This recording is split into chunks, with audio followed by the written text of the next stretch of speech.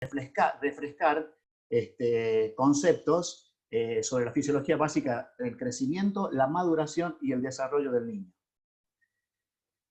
Fútbol infantil, decimos que el fútbol infantil se desarrolla entre los 6 a los 13 años.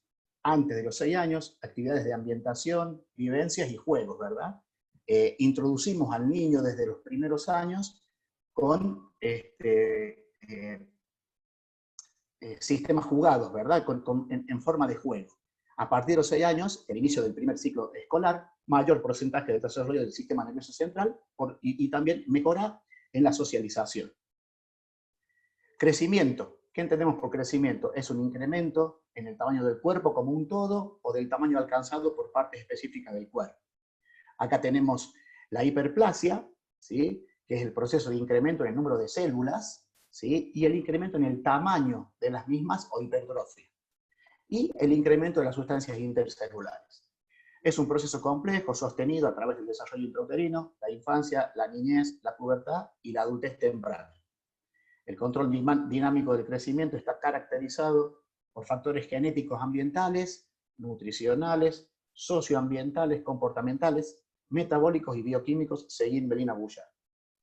Por supuesto, no vamos a entrar en especificaciones porque no es mi área aparte, ¿verdad? Simplemente para ir refrescando conocimientos. El desarrollo hace referencia a la diferenciación de líneas de función. Se refiere a cambios funcionales que vienen aparejados con el crecimiento y con la maduración, según Kostil en el nombre. A medida que se refinan los diferentes sistemas corporales, el desarrollo continúa evolucionando, determinado por la interacción del sujeto en su contexto, ¿verdad? Un contexto biológico, donde el desarrollo está dado por la diferenciación celular en líneas de función, periodo prenatal. El segundo contexto es el comportamental, y aquí el desarrollo se relaciona con la competencia, ¿verdad? En una variedad de dominios interrelacionados a medida que los niños se ajustan a su ambiente cultural. El ambiente es un factor sumamente influyente a la hora de hablar de desarrollo, no solo en lo motor, sino también en las competencias sociales, intelectuales, cognitivas y emocionales. Fíjense que el desarrollo no siempre acompaña al crecimiento, ¿sí? Y la maduración. La maduración puede entenderse como el proceso de adopción de la forma adulta. Hace referencia a la adopción de la capacidad funcional de un determinado sistema, según Wilmore y Kostil. Es un proceso complejo y que se determina individualmente.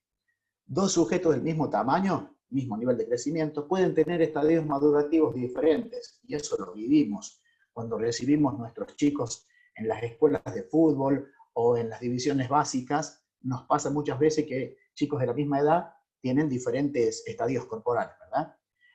Incluso uno mismo, el mismo individuo presenta al mismo tiempo diferentes estados madurativos en sus mismos sistemas. Por ejemplo, puede haber madurez esquelética, pero no madurez sexual. O sea que, como dijimos recién, el crecimiento, la maduración y el desarrollo son procesos altamente relacionados entre sí, pero son procesos diferentes. El crecimiento, factores que condicionan y regulan el crecimiento. Factores determinantes, factores permisivos, factores realizadores, factores reguladores, ¿sí? Potencian mediante acciones permisivas u obstaculizan el patrón genético individual del crecimiento. Comportamiento del crecimiento, como dijimos recién, es alternado y asincrónico, perdón, en sus diferentes planos y ejes, en los diferentes componentes del aparato locomotor, en la temporalidad de la adaptación y en los diferentes segmentos corporales. Crecimiento alternado y asincrónico. Bueno, este es un esquema, un plano, una foto en donde vemos los diferentes planos y ejes. Crecimiento alternado y asincrónico. En el aparato locomotor y de sostén, componentes activos, sistema muscular, sistema nervioso, y los componentes pasivos, tendones, ligamentos, huesos, articulaciones. Este es un cuadrito que armamos, donde más o menos a grandes rasgos fuimos poniendo los momentos más importantes que tienen que ver con el comportamiento del peso y de la talla, ¿verdad? Entre los 2 y los 4 años se produce el primer ensanchamiento, o sea, desproporción entre la altura y el peso. Hay tendencia a engordar, mayor masa adiposa. 5 a 7 años, el primer estiramiento, o sea, la tendencia opuesta al proceso anterior, y se observa mayor esbeltez. entre los 8 y los 11 años, el segundo ensanchamiento. Se produce ahora una instancia de acúmulo de grasa prepuberal. Entre los 12 y los 16 años, el segundo estiramiento, incremento importante de la estatura. Se instala el pico de crecimiento. Pico de crecimiento, vamos a tomar en cuenta este término, pico de crecimiento, porque tiene mucho que ver cuando trabajamos con los chicos. Tercer ensanchamiento, entre ya joven adulto, y se logra la proporcionalidad. El crecimiento, como dijimos, es alternado y asincrónico. El comportamiento del crecimiento en los diferentes segmentos corporales. Esto es un dibujo que hicimos en los diferentes, cómo va produciéndose el crecimiento, ¿sí?, en los diferentes segmentos corporales, en la edad y en centímetros, ¿sí? Fíjense cómo los diferentes segmentos corporales van creciendo considerablemente, salvo el cráneo, que lógicamente conserva casi siempre un estado, un tamaño casi igual, ¿no? Y la teoría de la evolución invertida, el crecimiento y de la maduración. El crecimiento decimos que va de la periferia al centro. Llamamos periferia a los miembros, ¿verdad? Miembros superiores, miembros inferiores y cabeza, ¿sí? Es asincrónico y alternado, como ya dijimos. Diferencias en los diferentes sistemas del organismo: cardiovascular, muscular, nervioso y osteoartroligamentario. Y la maduración es a la inversa, del centro a la periferia. ¿Qué es lo que se desarrolla primero? Cerebro, pulmones, corazón. Desde el centro a la periferia, ¿sí? Acompañado todo esto del desarrollo hormonal. Pico de crecimiento en talla. El patrón general de crecimiento postnatal es bastante similar entre los individuos, pero existe una considerable variabilidad interindividual en el tamaño alcanzado y la tasa de crecimiento a las diferentes edades. Hasta aproximadamente los 4 años de edad, las niñas crecen ligeramente más rápido que los niños, y de ahí que ambos sexos experimentan una tasa de crecimiento de unos 5 o 6 centímetros y 2,5 kilogramos por año hasta el comienzo de la pubertad. Durante esta, se incrementan las tasas de crecimiento en talla y peso de los varones y las mujeres. El comienzo del crecimiento puberal se produce antes en las mujeres, y ellas son quienes alcanzan su madurez biológica antes que los hombres. La velocidad del crecimiento en altura alcanza un valor pico durante la pubertad. Se denomina el pico de velocidad de crecimiento en altura. Iba a hacer una acotación, pero preferimos hacerla después. Bien, este es un planito de cómo se produce el pico de crecimiento en talla en niñas y varones. Curva de velocidad de crecimiento en talla y en peso, y su comparación entre niños y niñas. Bueno, este es otro plano parecido. El pico de crecimiento, que recién dijimos que lo íbamos a tener muy en cuenta, es un momento fundamental a la hora de hablar del entrenamiento infantil. Es un momento madurativo por excelencia, el cual se da a partir de la conjunción de varios momentos que están dispuestos genéticamente. Hablando desde el punto de vista de la motricidad específicamente, es un momento en el que el crecimiento se acelera notablemente, en términos de centímetros y de kilos. Este evento, que puede ser de hasta 11 a 15 centímetros en un año calendario, genera en el niño, ya lo sabrán ustedes y lo habrán experimentado, una serie de problemas, los cuales pueden afectar su rendimiento en el ámbito de la motricidad y en la práctica deportiva. Chicos con un tamaño importante, pero descoordinados totalmente, ¿verdad? El acelerado cambio en el esquema corporal, el alargamiento de sus palancas, con la consiguiente tensión de la musculatura, afecta y genera determinados disturbios mecánicos, técnicos y coordinativos, disturbios energéticos, metabólicos y condicionales, disturbios musculares, articulares y esquelético-posturales. ¿Qué podemos hacer nosotros? ¿Podemos intervenir en esto? Desde ya que sí, trabajando sistemáticamente y por separado, por ejemplo, miembros inferiores. Y esta es una grilla de actividades que hemos armado conjuntamente con el profesor Gonzalo Ramos, con el que trabajamos a la par, los dos en este momento trabajando en el Club Atlético Talleres.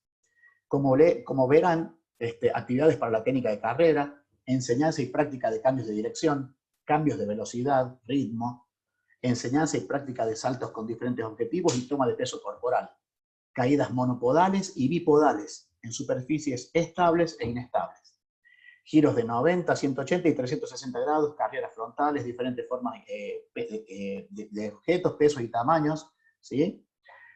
Miembros inferiores también, tracciones y empujes, ¿sí? Fuerza de miembros inferiores. Por eso, con propio cuerpo y el compañero. Y esto es importante, porque yo trabajo con chicos en este momento entre 9, 10, 11 años, ¿sí?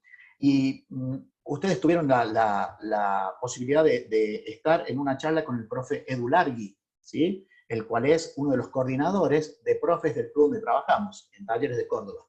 Él siempre dice, y yo tomo sus palabras, que muchas veces llegan chicos al club y nos dicen, profe, ustedes a temprana edad, ¿trabajan fuerza? Por supuesto que trabajamos fuerza, le contestamos y dice, no, pero ¿cómo van a hacer pesas tan chiquitos? Y el profe Largui, Eduardo Largui, siempre dice que trabajar fuerza no es trabajar peso, con pesas o con sobrecargas, ¿sí? Simplemente trabajamos como estamos viendo acá, a través de tracciones y empujes, ¿sí? Fuerza de miembros inferiores con propio cuerpo y con el compañero. Bien. Cálculos de trayectoria, alternancia del centro de gravedad, experimentación con otros objetos, no solo con pelotas, con los pies, resolución de situaciones, problemas con miembros inferiores, juegos que involucran habilidades motrices, ¿sí? Para miembros inferiores, por ejemplo, rayuela, manchas, etc. Y el vivenciar la mecánica de otros deportes, como el rugby, el tenis, ¿sí? Entre otros. Posibilidad de intervención en miembros superiores, actividades como cuadripedia, reptar, trepar, manipulación de objetos con las manos y diferentes segmentos en los miembros superiores, lanzamientos, dribbling, recepciones, que el chico vivencie el comportamiento del elemento y de él con el elemento y el espacio. Trabajar manipulación de objetos con otras partes del cuerpo, ¿sí? Con otros objetos. Por ejemplo, acertarle a una pelota de softball con un bate, o béisbol, paletas de tenis, raqueta, palos de hockey, juegos que involucren la participación de los miembros superiores en la ejecución de las habilidades del deporte preponderantemente. Adaptaciones del básquet, handball, softball, como decíamos recién, u otro tipo de juegos no necesariamente deportivos, ¿sí? Pegamanos, el quemado, el juego que no sé cómo le llaman ustedes, el correr y atrapar al compañero, invadir el campo contrario, el juego de las manchas, no sé si ustedes le llaman manchas, la mancha congelada, la mancha del ladrón, etc. Juegos de tracciones y empujes con propio peso corporal y el del compañero. Y por último, el tronco, posibilidades de intervención en lo que es el tronco, actividades que implican la participación del tronco, por supuesto muy relacionadas con actividades para miembros superiores, ¿verdad? Cuadrupedia, reptar, trepar, giros en forma estática y en movimiento, giros en diferentes planos y ejes, etc. La maduración diferenciada. Madurativos precoces son los que hablábamos recién, que crecen de golpe en centímetros y en kilos, ¿sí? Mayor masa magra, mayor masa adiposa, mayor fuerza y resistencia, por ende, y mayor rendimiento en las pruebas y test motores. Los madurativos clásicos y los madurativos tardíos, menor altura, menor peso, o sea, lo contrario, los precoces. Les voy a mostrar una fotografía. Esta es una fotografía de hace 2 años. Chicos, 2007 eran. Esta foto tiene 2 años. Fíjense, los 4 chicos del Club Talleres son de la misma división. Fíjense la diferencia de crecimiento. El de la derecha, el número 220, es arquero. El 225 es un central. El 92 es un volante por afuera y el 217 es un delantero. Fíjense la diferencia de crecimiento. Bien, pasamos, profe Diego, a compartir el segundo power. Listo, profe, perfecto. Ahora voy a...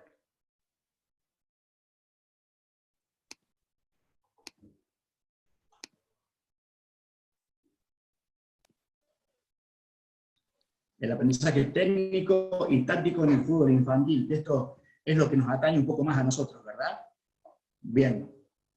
¿Con qué estamos de acuerdo? Y esta es la pregunta que yo quise un poco instalar al principio de la charla, cuando decía de que no tengo la verdad ni mucho menos, sino que es bastante opinable. Yo lo que voy a mostrarles y lo que voy a compartir con ustedes es mi forma de trabajar, nuestra forma de trabajar a través de la experiencia, ¿sí? Entonces, aprendizaje. Pico de crecimiento, maduración, lo que decíamos recién, entre los 2 y los 14 años, ¿sí? Que es donde se produce el desfasaje. ¿Se acuerdan que decíamos que crecen más en kilos, crecen más en centímetros? ¿Sí? Antes del pico de crecimiento, abordaje técnico. Después del pico de crecimiento, a partir de los 14 años, el abordaje táctico. Entre los 2 y los 14 años empezamos a trabajar, como vemos en la segunda parte, abordaje técnico-táctico en conjunto. Antes del pico de crecimiento, trabajamos la técnica general. Luego de los 14 años, luego del pico de crecimiento, la técnica específica. ¿Sí? En el medio, conjuntamente, aprendizaje táctico y entendimiento del juego. Pico de crecimiento, maduración, aprendizaje técnico-táctico global, ¿sí? De los 12 hasta los 12 años, y luego de los 14 años, aprendizaje técnico-táctico analítico. Siempre decimos, los profes de educación física sobre todo, decimos que vamos de lo global a lo específico, de lo grande a lo pequeño, ¿sí? De lo fácil a lo difícil. ¿De qué estamos hablando? Aprendizaje técnico. Hace referencia al cómo de la acción motriz. Todos sabemos el concepto de técnica, ¿verdad? Economía de esfuerzo, armonía en los mecanismos de contracción muscular, tanto de músculos agonistas como antagonistas, disminuyendo los niveles de fatiga debido a la armoniosa ejecución de los diferentes gestos del deporte, como así también disminuyendo el riesgo de lesión. Es una variante o un concepto o definición de técnica. Generación de respuestas automáticas y óptimas a situaciones planteadas en el juego, en las cuales la corteza cerebral no interviene. O sea que se supone que a través de la técnica mecanizamos movimientos, ¿verdad?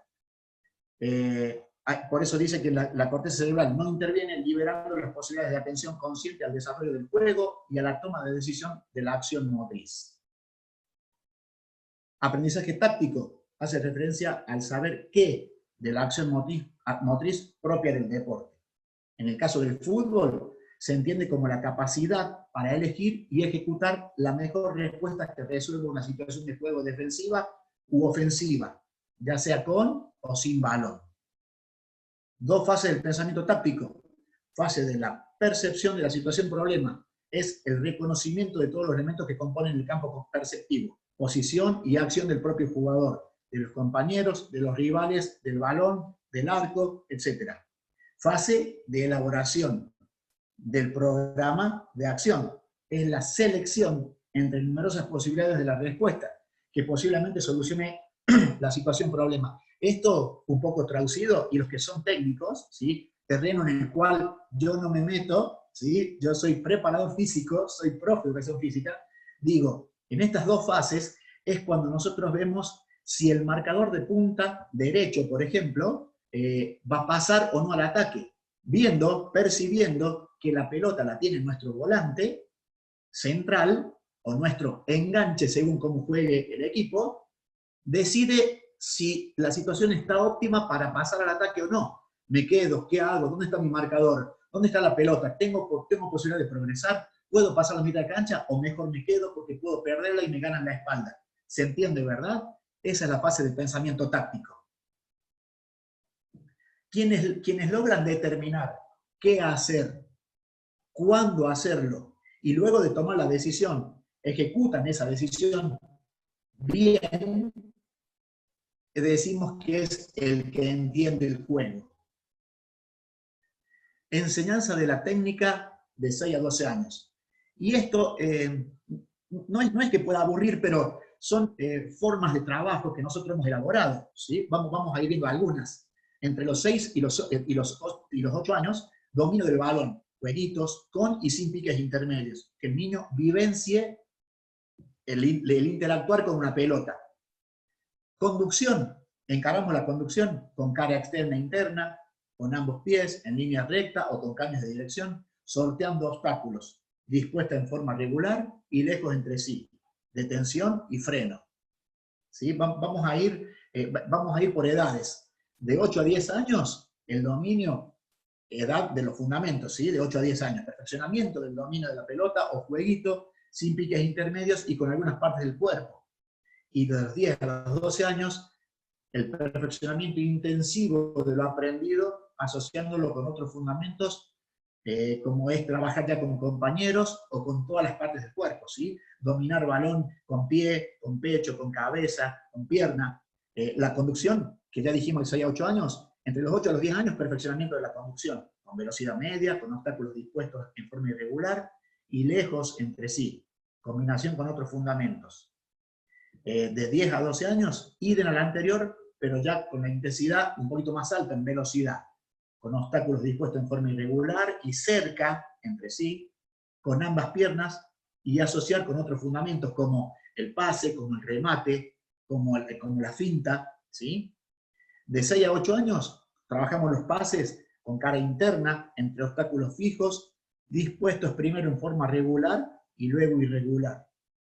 De 8 a 10 años, pases con cara externa, con el empeine, por el piso o por elevación, con el taco, usando más piernas, etc. De 10 a 12 años, ir al anterior, pero más las rabonas, centros, pases de costados en relación a las situaciones a resolver, ¿verdad? La recepción de 6 a 8 años con cara interna, o la pisada que le llamamos, ¿no? Que se usa mucho en el fútbol sala. De 8 a 10 años, idem al anterior, pero ya con cara externa, muslo y pecho. Y de 10 a 12 años, bajada con empeine y con cabeza.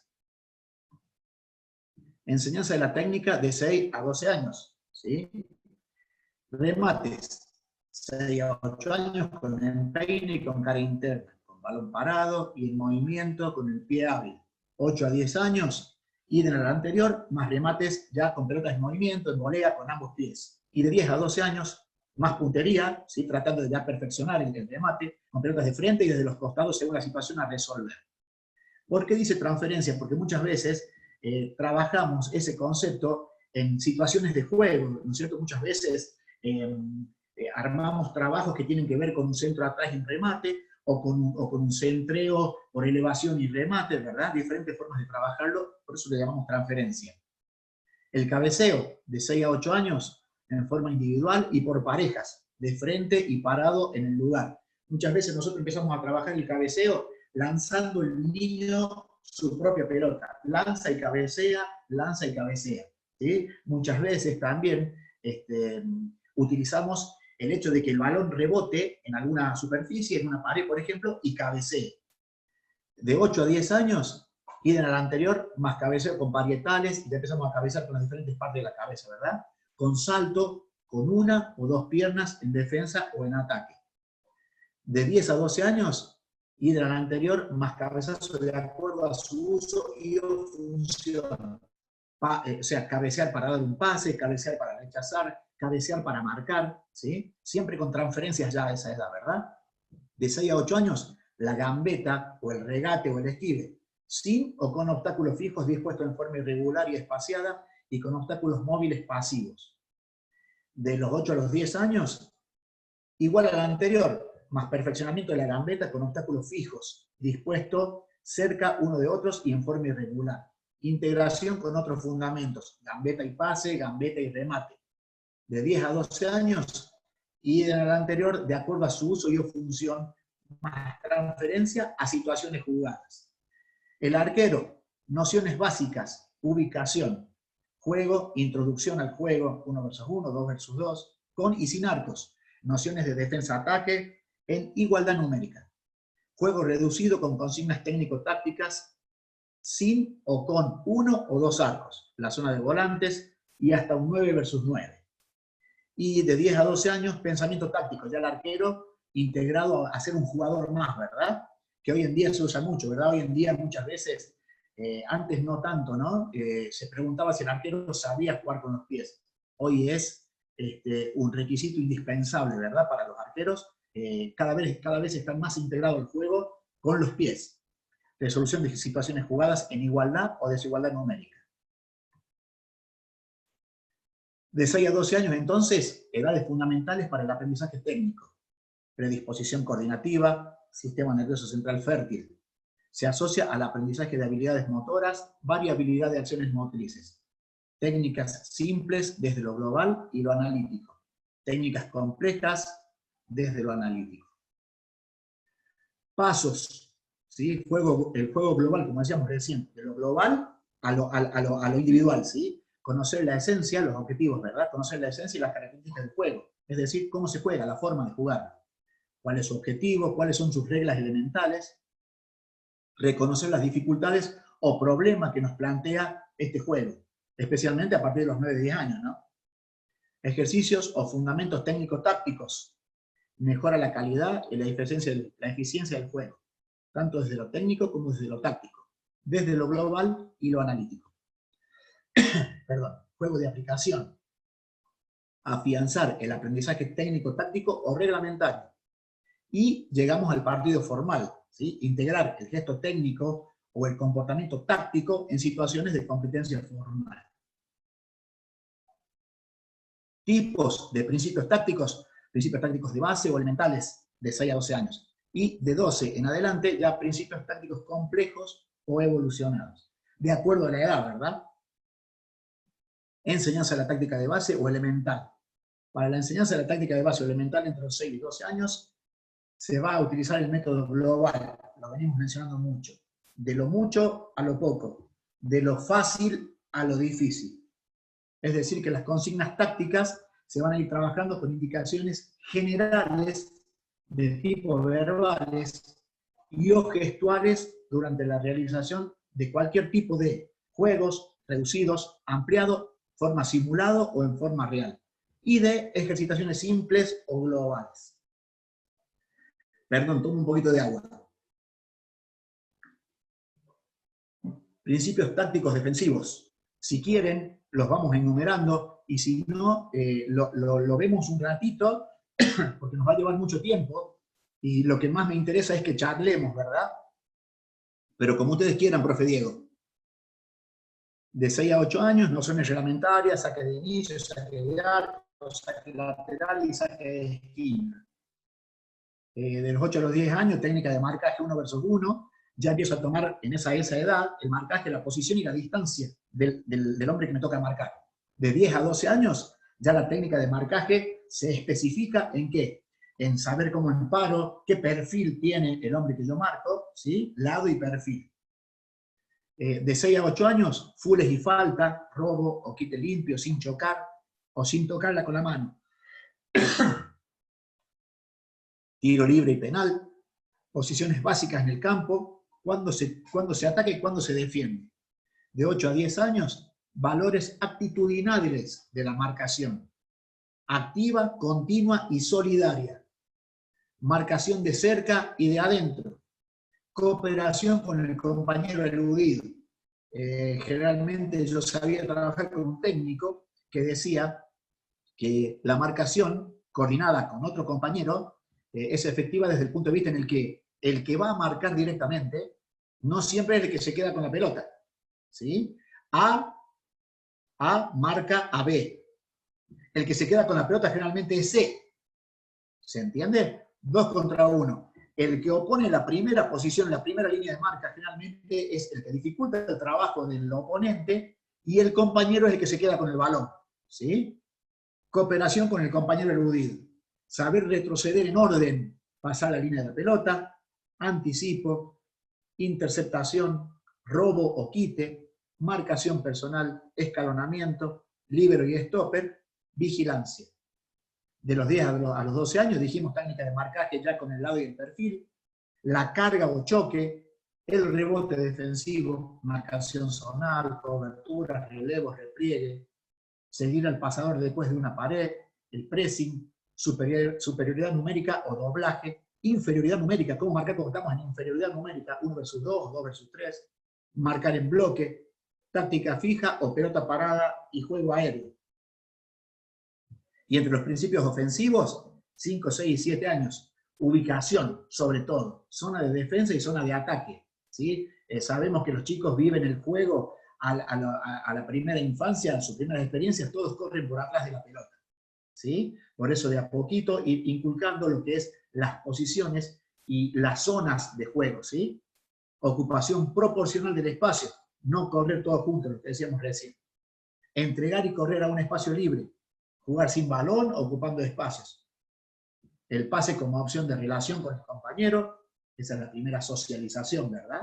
Cuando el bebé recién nacido empieza a hacer sus primeros palotes pateando una pelota con el papá. Ya interrelaciona y ya sociabiliza con el papá o con su hermano a través de una pelota, a través del pase. Ubicación del arco contrario y del propio. Y realizar acciones hacia ese lugar. De 8, 9 y 10 años se agrega la zona de volantes. Salir jugando por afuera preferentemente, desmarcación individual o movilidad funcional, desequilibrio individual, 1 versus 1, los duelos que le llaman, ¿verdad? Tanto en defensa como en ataque. Entregar y correr a un espacio, juego ancho o abrir la cancha, cambio de frente, la pared, ganar la línea de fondo, la finalización, los remates, rebote ofensivo, táctica fija, y entre los 11, 2 y 13 años, superioridad numérica 2 por 1, apoyo o ayuda permanente, 4 opciones, el pase de control o profundo, juego sin balón, la creación y ocupación de espacios, juego fácil, juego profundo, lo que se llama saltar líneas, por ejemplo, cambio de frente, jugar con el arquero, y por supuesto el hambre de gol, que todos lo tenemos, ¿verdad? ¿Cómo trabajar lo ofensivo? Bien, retardo ofensivo, repliegue, retroceso rápido y ordenado, temporización, demorar el ataque rival, cayendo rápidamente sobre el portador de la pelota, ¿verdad? Equilibrio defensivo, recuperación del balón, ¿sí? Marcación individual, zonal, combinada, mixta, coberturas. Alguien está rayando la pantalla, profe, no sé. Sí, profesor, por favor, el que esté haciendo los rayones, con más respeto, vamos a Está primeramente... bien, profe, no hay problema, no sea problema. Hablamos de la recuperación del balón, lo que es el pressing, bajo o en su propia cancha, medio, de un cuarto a un cuarto, alto en campo rival, ayuda defensiva, anticipos, corte de intercepción, principios tácticos ofensivos complejos o evolucionados, control o posesión, salido de arco o defensa, conservación o tenencia, cambio de juego, ocupación, creación y aprovechamiento del espacio en zona baja, superioridad numérica. En la progresión, desmarcación, cambios de dirección, de ritmo, de posición, ocupación, creación y aprovechamiento del espacio en zona media, superioridad numérica. Penetración, pases simples y profundos, pases combinados o paredes, el ritmo de juego, lento, explosivo, según sea la necesidad y el lugar de la cancha, ocupación, creación y aprovechamiento del espacio en zona final, y superioridad numérica. Bien, esta yo he tomado de algunas.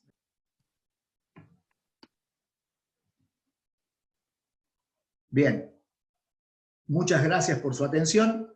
Dejo de compartir pantalla y, profe, a disposición de la gente para, bueno, para que charlemos, como dije al principio, ¿no? Perfecto, profe, una charla.